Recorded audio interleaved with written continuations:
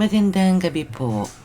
Narito na po ang ating motivation, inspiration para sa ngayong gabi. Mas mabuti pang mabigo at matuto mula sa iyong mga pagkakamali kaysa sa hindi man lang sumubok, at isa lamang yan sa mga dahilan kung bakit maraming tao ang sumusuko na lang dahil sa takot silang mabigo. Takot silang magkamali. Ngunit hindi naman masama ang mabigo. Hindi masama ang magkamali. Yan ba ang dahilan kung bakit gusto mo nang sumuko? Tandaan mo ito, okay na ha? When you fail, you have the chance to learn and get better at what you do. Each time you try and fail, you grow a little more and you get closer to achieving your dreams. So, lahat ng successful na tao ay nabigo ng maraming beses bago tuluyang makamit ang kanilang mga layunin. Dapat ka lang na magpatuloy at sumubok kang muli upang matuto ng higit pa habang nagpapatuloy pa ang buhay mo. Kung sumubok ka lang ng sumubok, yan ang magdadala sa iyo sa lugar na pinapangarap mo. Kung hindi ka man lang sumubok, ay naku, magsisisi ka lang dahil umaabot ka sa taong ito pero wala kang ginawang kakaiba. The only way to avoid that regret is to keep trying. Take one small step at a time. Okay po ba mga katropa? Mag-iingat po kayo at sana po ay talaga naman. God bless you all. Maraming salamat po. May dear God guide you and bless you. Thank you so much, guys. Laban lang, subok lang, walang susuko, and we'll get there, mga kapatid. May God bless us all. Na sobrang taas na pala ng pride mo at maaaring binibigyan mo ng ibang dahilan ang iyong mga pagkilos dahil ayaw mong tanggapin na ikaw ay ma-pride na tao. Dapat ngayon pa lang lubusan mong suriin ang iyong sarili at iyong mga motibo upang matiyak mo kung nagtataglay ka ba ng masamang katangiang ito. Pero may pride din naman na positibo. Halimbawa, tinaasan mo ang pride mo o tinaasan mo ang ego mo para hindi makapasok ng basta-basta mga taong negatibo. Nagiging masama na ito kung negatibo na ang kinikilos mo. Yun bang naging arugante ka na? Iniinsulto mo na ang mga tao sa lahat ng bagay at iniisip mong kumpleto ang iyong kaalaman kaysa sa kanila. Tapos hindi ka nakikipag-usap sa mga tao dahil lang sa iniisip mo na mas mataas ka sa kanila. Kung sino man ang magtangkang makipag-usap sa'yo, iniinsulto mo siya. Kung may nagpapayo sa'yo at nag-highlight ng iyong pagkakamali, iniinsulto mo sila. Ang ganitong uri ng pride ay napaka-toxic at parang silent venom. Nakakasakit ka sa iba pero hindi mo alam na ikaw ang pinakamatinding naapektuhan. Bakit? Dahil kapag iniinsulto mo ang mga tao, syempre lalayuan ka nila dahil napakabastos ng iyong ugali. Naging zero na ang social life mo. Tapos wala ka nang malalapitan kung mangangailangan ka ng tulong. Kasi minsan, akala natin na pabor sa atin ang panahon sa lahat ng oras. Pero hindi natin alam na mababaliktad ang panahon. Ito ang ibig kong sabihin kanina na ikaw ang nakakasakit. Pero mas lalong ikaw ang naapektuhan. Mapapahamak ka kung hindi mo iwawaksi ang taas ng pride mo. Ito ang sabi ng Kawikaan 16:18. Ang pagmamataas ay humahantong sa pagbagsak at ang kayabangan ay humahantong sa pagkadapa.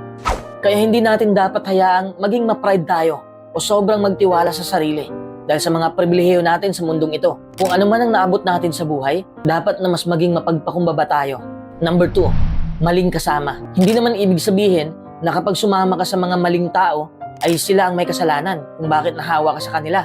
Ikaw pa rin ang may kasalanan kung bakit naging katulad ka sa kanila. Ang punto ko lang, may isip ka eh. So dapat alam mo kung ano ang mali at tama. Pero hindi rin natin may tatanggi na malaki ang impluwensya ng mga taong nakapalibot sa atin. Lalo na sa mga kabataan na wala pang masyadong alam sa buhay. Madali silang maimpluwensyahan. The way sila mag-isip, magsalita, kumilos, at maging kahihinatnan ng kanilang pagkatao. Ang nakasulat sa unang Korinto 15:33, huwag kayong magpalinlang. Ang masasamang kasama ay sumisira ng magagandang ugali. Ibig sabihin na ang ganyang mga kaibigan ay iimpluwensya sa atin na gumawa ng di matatalinong desisyon at sisira ng magaganda nating katangian. Ang mga tao kasing masama ay walang layunin sa buhay at walang rules na sinusunod. Ang ginagawa lang nila ay pumuna ng mga tao at maghanap ng mga negatibong punto sa mga tao. Kapag ginugugol mo ang iyong oras kasama ang mga taong ito, may maa-adapt ka sa kanila na hindi mo napapansin because your company has a prime role in your life. Totoo, nakasalanan natin kung bakit tayo nagpapa-impluwensya. Kaya nga, kailangan nating umiwas sa mga ganitong tao para hindi natin ma-adapt the way na kumilos sila, the way na magsalita sila, at kung ano pa man. Thoughts of these people enter your subconscious mind and initiate the spark of negativity in you. Gusto kasi ng karamihan na tanggapin sila ng iba. Dahil dito, kadalasan ng ginagaya nila ang mga taong nakakasama nila. Napakalakas ng impluwensya ng ating mga kaibigan sa ating mga saloobin. Kaya mga kaibigang pinipili natin ay maka-impluwensya sa magiging pagkatao natin. Kung may mga kaibigan kang negatibo, subukan mong i-discuss sa kanila ang pangarap mo sa buhay. Wala silang ma-comment na makakapag-motivate sa'yo. Kasi nga, wala silang goal sa buhay. They force you to live the same useless life as they are living. Negative people force you to waste time. With the passage of time, you also start thinking like them and start wasting your time. You start thinking like a loser. Ang tunay na mga kaibigan ay tapat at tumutulong sa'yo na gawin ang tama. Ang mga tunay na kaibigan ay meron ding lakas ng loob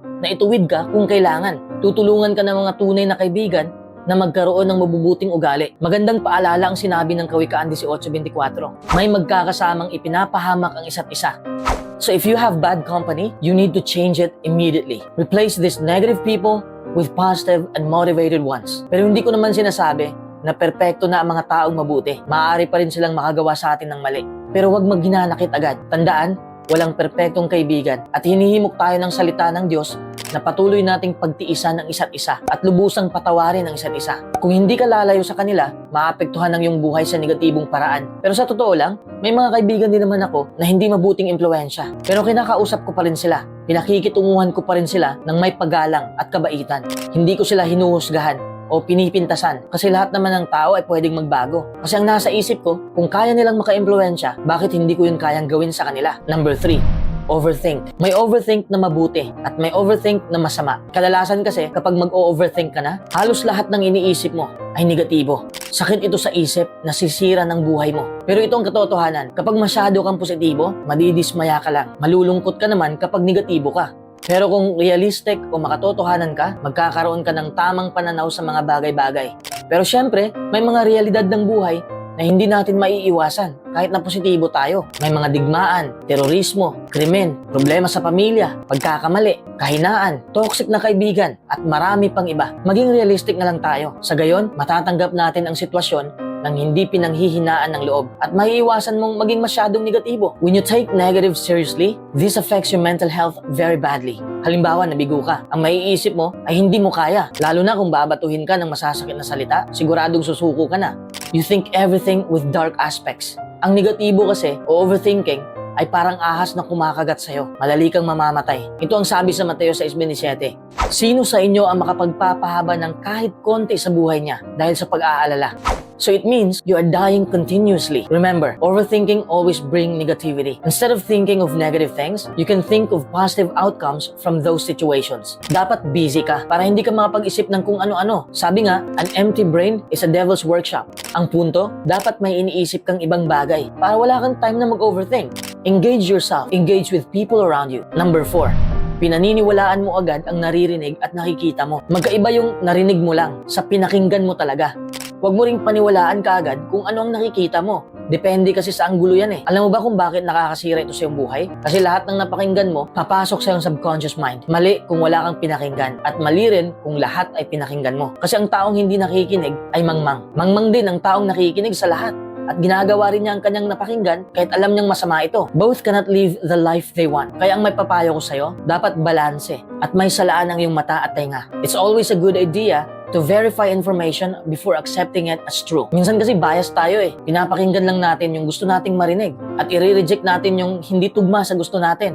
May mga fake news din. There's a lot of misinformation and disinformation circulating on the internet at napakahirap sabihin kung ano yung totoo at hindi totoo. May mapandayang balita din. May propaganda, misinterpretation, outdated information, at conspiracy theory. Halimbawa, nung COVID-19 pandemic, kaliwat kanan ang mga nakakasamang payo sa kalusugan at mga scam na panggagamot. Ang daming kasinungalingang maririnig sa TV at radyo. Laganap din sa internet ang mga conspiracy theory. Dahil sa internet, mas madali at mas mabilis na tayong makatanggap at di sinasadyang makapag-share ng maling balita.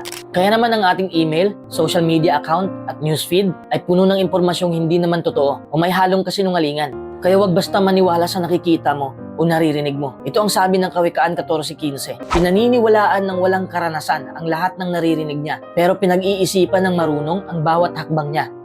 Madali tayong madadaya kung hindi tayo mag-iingat. Nagkalat sa internet ang mga larawang may caption at maiikling video, lalo na sa social media. Tinatawag itong mga meme. At kadalasan ang ginagawa ito para magpatawa. Pero napakadaling baguhin ng mga larawan o video o gamitin ito ng walang context. Ibig sabihin, kukunin lang ang isang parte sa sinabi ng isang tao, pero hindi kasama ang iba pa niyang sinasabi. Kaya nagbabago ang kahulugan nito. Mailan pa nga na kayang gawa ng video ang isang tao na para bang sinasabi niya o ginagawa ang isang bagay kahit hindi naman talaga. Ang number 1 rule ay huminto at tanungin mo ang iyong sarili. Totoo ba talaga itong naririnig o nakikita ko? Isishare ko ba ito o hindi? Kung gagawin ng lahat ang number 1 rule na ito, maraming maling impormasyon ang mababawa sa internet o kahit saan. Number 5, materialistic. Tandaan mo, magkaiba ang pangangailangan at kagustuhan.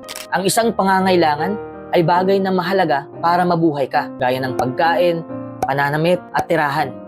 Ang isang kagustuhan ay bagay na nais mong makuha pero hindi naman kailangan sa pang-araw-araw na pamumuhay. Ibig sabihin, konti lang ang ating pangangailangan pero walang katapusan ang ating kagustuhan. Ano ba ang materialismo?